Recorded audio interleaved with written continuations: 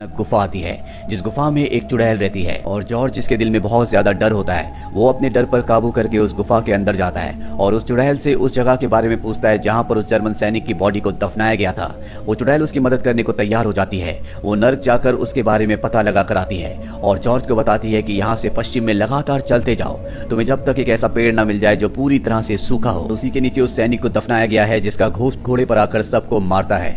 अभी दोनों के दोनों यहाँ से आगे बढ़ जाते हैं। रास्ते में कैथरीना भी इनके साथ जुड़ जाती है क्योंकि कैथरीना भी जॉर्ज की मदद करना चाहती है और कई घंटों चलने के बाद ये उस सूखे हुए पेड़ के नीचे पहुंच जाते हैं जो कि दिखने में किसी नर्क के दरवाजे की तरह लग रहा होता है। और जब ये उसे खोदते हैं तो वहां पर इन्हें एक स्केलेटन मिलता है और ये स्केलेटन उसी जर्मन सैनिक का है जिसका घोस्ट सबको मारता है। लेकिन स्केलेटन में खास बात ये होती है कि स्केलेटन का सर नहीं होता और घोड़े पर जो घोस्ट आता है उसका सर भी नहीं है, जिसे देखकर जॉर्ज को समझ में आ जाता है कि जब तक इसका सर इसे वापस नहीं लौटाया जाएगा तब तक ये लोगों को इसी तरह से मारता रहेगा। ये एक नर्क के दरवाजे की तरह है जहाँ से वो बिना सिर वाला घोस्ट घोड़े पर बैठकर निकलता है और लोगों को मारकर वापस आ जाता है। लेकिन सबसे बड़ा सवाल ये होता है कि वो लोगों को मार क्यों रहा है और इसी के बारे में अब जॉर्ज को पता लगाना है। जॉर्ज जब वहां से निकलता है तभी वो बिना सिर वाला घोस्ट उसी जगह से बाहर निकलता है और गांव की तरफ निकल पड़ता है। जॉर्ज भी उसका पीछा करता है लेकिन इससे पहले कि जॉर्ज वहां तक पहुंचता वो एक पूरे परिवार को गांव में मार देता है। जॉर्ज और वो लड़का जो कैथरीना को पसंद करता है वो दोनों के दोनों घोस्ट को रोकने की कोशिश करते हैं लेकिन वो घोस्ट कैथरीना के प्रेमी को मार देता है। साथ ही जॉर्ज बेहोश हो जाता है। जब उसे होश आता है तो उसे सब कुछ समझ में आ चुका है। उसे समझ में आ चुका है कि जिसके पास भी उस जर्मन सोल्जर का सर है उसी के कहने पर बिना सिर वाले जर्मन सैनिक का घोस्ट लोगों को मार रहा है। लेकिन सबसे बड़ा सवाल ये होता है कि क्यों। और अब वो उस बाइबल को देखता है जिस बाइबल को उन 4 लोगों ने जो इस गांव के सबसे खास है उसे दिया था, जिसमें गांव में रहने वाले लोगों की डिटेल्स होती है। साथ ही इसमें उस आदमी का भी नाम होता है जो इस गांव का सबसे अमीर आदमी था जिसे बिना सिर वाले घोस्ट ने उसके बेटे के साथ मार दिया था। और जब वो सब लोगों का नाम देखता है तो उसे समझ में आ जाता है कि अब तक जितने भी लोगों को मारा गया था वो सब के सब उसके रिश्तेदार थे, जिसका मतलब ये है कि कत्ल उसकी जायदाद के लिए हो रहे हैं। इसीलिए गांव के उन 3 खास लोगों में से एक आदमी के पास जाता है जो लॉयर होता है। जॉर्ज उससे उस अमीर आदमी की वसीयत के बारे में पूछता है। उसे बताना पड़ता है कि उस अमीर आदमी ने गांव की विडो से शादी की थी और उस विडो के पेट में जो बच्चा था वो उसी का था, इसीलिए उसने अपने मरने के बाद अपनी सारी जायदाद उसके नाम कर दी थी। और यहाँ पर जॉर्ज का शक पूरी तरह से सही निकलता है। दरअसल अब तक जितने भी लोगों को मारा गया है या तो वो उस अमीर आदमी से जुड़े हुए थे या उसकी शादी के गवाह थे। दरअसल उस अमीर आदमी की शादी एक सीक्रेट शादी थी जिसके बारे में कुछ ही लोग जानते थे। और अब इतने सारे लोगों के मरने के बाद जो उसकी जायदाद का वारिस है वो कैथरीना के पिता हैं। वो समझ जाता है कि कैथरीना के पिता ही ये सब कुछ कर रहे हैं। जब वो घर जाता है तो देखता है कि कैथरीना उसके कमरे में है। वो वहां से चली जाती है और रात को देखता है कि उसके बेड के नीचे एक ईविल आई बनी हुई है। उसे समझ में आ जाता है कि कैथरीना भी इस सब में शामिल है। वहीं उसी रात को कैथरीना की सौतेली मॉम घर से बाहर जाती है। जॉर्ज उसको देख लेता, उसका पीछा करता है, जिसके बाद जॉर्ज को पता चल जाता है कि कैथरीना की मॉम का किसी दूसरे आदमी के साथ नाजायज रिश्ता है।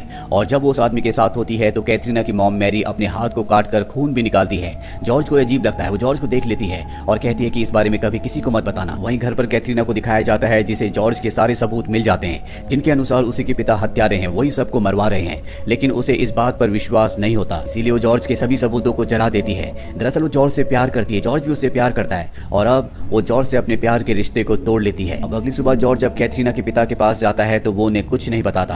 कैथरीना के पिता जॉर्ज को बताते हैं कि गांव में वो आदमी जो गांव के सभी लीगल पेपर्स बनाता था उसने अपनी जान ले ली है। साथ ही गांव में जो प्रीस्ट हैं, जो गांव के फादर हैं, उन्होंने गांव वालों के साथ एक मीटिंग रखी है क्योंकि वो मुझे आरोपी बताकर मुझे बदनाम करना चाहते हैं। और अब सब के सब चर्च की तरफ निकल पड़ते हैं। कैथरीन के पिता जब अपनी दूसरी पत्नी मैरी के साथ चर्च की तरफ जा रहे होते हैं तभी वहां पर वो घोड़े पर घोस्ट आ जाता है जो मैरी को पकड़ लेता है। कैथरीन के पिता पर भी वो हमला करता है लेकिन वो किसी तरह से चर्च तक पहुंच जाते हैं। वो घोस्ट चर्च के अंदर नहीं आता लेकिन चर्च के अंदर जितने भी लोग होते हैं वो सब के सब उसे देखकर बुरी तरह से डर जाते हैं। यहाँ पर वो डॉक्टर भी होता है जो गाँव के 4 खास आदमियों में से एक है और वो कैथरीना के पिता को कुछ बताने वाला होता है। लेकिन इससे पहले कि वो कुछ बताता चर्च के जो फादर होते हैं उससे मार देते हैं। कैथरीना के पिता को ये देखकर बहुत गुस्सा आता है। वो अपनी गन निकालते हैं और फादर को गोली मार देते हैं लेकिन खुद भी वो घोस्ट का शिकार बन जाते हैं। घोस्ट उन्हें मार देता है। दरअसल गांव के जो खास 4 आदमी थे अब वो चारों के चारों मारे जा चुके हैं और यही वो 4 इंसान थे जो गांव के सबसे अमीर आदमी की उस विडो के साथ शादी के गवाह थे, जिसमें से एक प्रीस्ट था, एक डॉक्टर, एक मजिस्ट्रेट और एक वो आदमी जिसने वसीयत के पेपर बनाए थे। लेकिन जॉर्ज यहाँ पर कंफ्यूज हो चुका है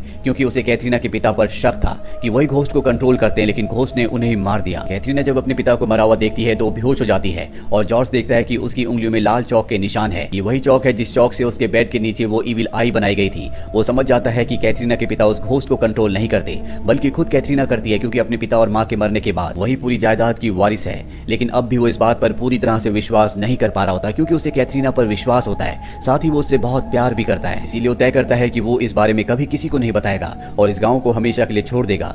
जब वो गांव छोड़कर जा रहा होता है तो वहां पर कैथरीना की सौतेली मां मैरी की डेड बॉडी को लाया जाता है और अब वो यहाँ से जाने के लिए तैयार है। तभी वो उस किताब को खोल के देखता है जो कैथरीना ने उसे दी थी, जो कैथरीना की मॉम की होती है, जिसमें जादू टोने के बारे में लिखा होता है। और जब उसमें वो उस आई के निशान को देखता है जो उसके बेड के नीचे बनाया गया था, उसे पता चलता है कि ये कोई ईविल निशान नहीं है, बल्कि ये एक पवित्र निशान है जिससे कि किसी भी घोस्ट को अपने से दूर भगाया जा सकता है। यानी कि कैथरीना ने उसकी जान बचाने के लिए उस निशान को उसके बेड के नीचे बनाया था। साथ ही उसने वो निशान चर्च में भी बनाया था, इसीलिए घोस्ट चर्च के अंदर नहीं आ पाया था। और अब जॉर्ज को समझ में आ जाता है कि इसके पीछे कोई और है, इसीलिए वो मैरी की डेड बॉडी के पास जाता है। और जब उसकी इन्वेस्टिगेशन करता है तो उसे पता चलता है कि ये मैरी की डेड बॉडी नहीं है। वो समझ जाता है कि यहाँ पर जो कुछ हो रहा है वो मैरी कर रही है।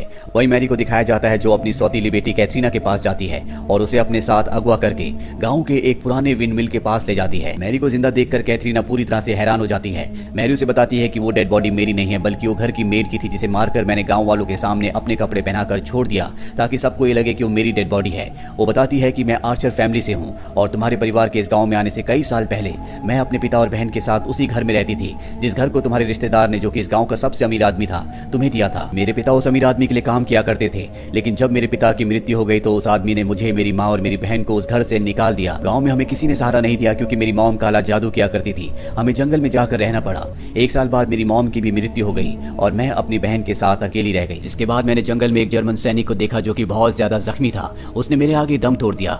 मैं काला जादू जानती थी, मैंने अपनी मॉम से सीखा था, इसीलिए मैंने उसकी डेड बॉडी से उसकी आत्मा से अपनी आत्मा का सौदा किया और उसके सिर को अपने पास रख लिया। मैं गांव के सबसे अमीर आदमी से बदला लेना चाहती थी, साथ ही तुम्हारे परिवार से भी, क्योंकि जिस घर में हम रहा करते थे, गांव के सबसे अमीर आदमी ने, जो तुम्हारा रिश्तेदार था, उसने वो घर तुम्हें दे दिया था। इसीलिए कई सालों बाद जब मैं बड़ी हो गई तो मैं तुम्हारे घर पर तुम्हारी मॉम की नर्स बनकर आई। मैंने तुम्हारी मॉम को मारा था, वो बीमारी से नहीं मरी थी। और इसके बाद मैंने तुम्हारे पिता को अपने प्यार के चुंगल में फंसाकर उनसे शादी कर ली, ताकि जब मैं एक एक करके गांव के सबसे अमीर आदमी और उसके सभी रिश्तेदारों को मार दूं, मैं उसकी जायदाद की वारिस बन जाऊं। यहाँ पर हमें ये भी पता चलता है कि जंगल में जो चुड़ैल थी वो इसी की, यानी कि मैरी की छोटी बहन थी, और अब इसने उसे भी मार दिया है क्योंकि उसने जॉर्ज की मदद की थी। और अब मैरी के सामने उसका आखिरी कांटा है और वो कैथरीना है, क्योंकि जब तक वो नहीं मरेगी तब तक वो गांव के सबसे अमीर आदमी की वारिस नहीं बन सकती। और अब एक बार फिर से वो जर्मन सैनिक के स्कल से उसके घोस्ट को कैथरीना को मारने के लिए बुलाती है, लेकिन इससे पहले कि घोस्ट यहाँ पर आता, जॉर्ज पहुंच जाता है और वो कैथरीना को अपने साथ ले जाता है। लेकिन ये ज्यादा दूर तक भाग नहीं पाते। जर्मन सैनिक का बिना सिर वाला घोस्ट इन्हें पकड़ लेता है और वो कैथरीना को मारने वाला होता है कि तभी जॉर्ज मैरी से उसके स्कल को छीनकर उसे वापस लौटा देता है, जिससे वो उसके चुंगल से आजाद हो जाता है, यानी कि अब वो उसका गुलाम नहीं है। और क्योंकि मैरी ने उससे अपनी आत्मा का सौदा किया था, इसीलिए वो नर्क में जाने से पहले उसे भी अपने साथ ले जाता है। और इसके बाद दिखाया जाता है कि जॉर्ज, जो कि कैथरीना से प्यार करता है, जिसका पूरा परिवार मारा जा चुका है, वो उसे अपने साथ अपने शहर ले आता है। और इसी के साथ ये कहानी यहीं पर खत्म हो जाती है। उम्मीद करते हैं कि ये कहानी आपको